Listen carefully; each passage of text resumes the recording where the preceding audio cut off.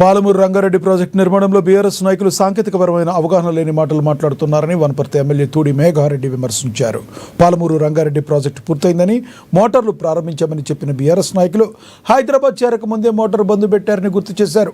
పాలమూరు రంగారెడ్డి నిర్మాణ విషయంలో పలుమార్లు చర్చకు రావాలని సవాల్ విసిరిన నేటికి మాజీ మంత్రులు కానీ మాజీ ఎమ్మెల్యేలు కానీ స్పందించలేదని ఎద్దేవా చేశారు.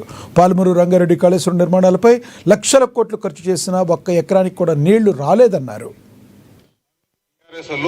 అంతకుముందు నవంబర్ 30 తారీఖు నాడు కరువు కాల్చి వాత పెట్టినా కూడా, మళ్ళీ పార్లమెంట్ ఎలక్షన్లో ఏప్రిల్లో గుండు సున్నా ఇచ్చినా కూడా వాళ్ళు ఇంకా వాళ్ళ వైఖరి మారలేదు.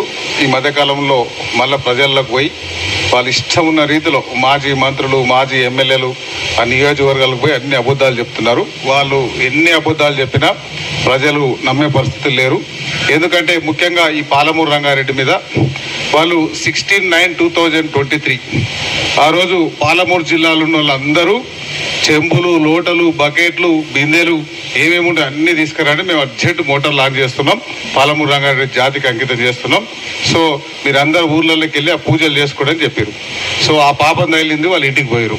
ఆడ ఏమైందంటే ఆడ మోటార్ స్టార్ట్ చేసిండ్రు, ఆయన హెలికాప్టర్ హైదరాబాద్ దిగలో మోటార్ బంద్ అయింది. ఓన్లీ జస్ట్ ఫార్మాలిటీస్గా చేసి ప్రజలు మోసం చేసే ప్రయత్నం చేసిండ్రు. సో దాని మీద చాలాసార్లు నేను మాట్లాడినా, చర్చకు రమ్మంటే ఎవరు రారు. ఆ నిరంజన్ రెడ్డి గారు రారు, ఆ శ్రీనివాస్ గౌడ్ గారు రారు, మాజీ ఎమ్మెల్యేలు రారు. నేను రెడీగా ఉన్నాను, చాలా వేదికలు చెప్పిన ఇక్కడ కూడా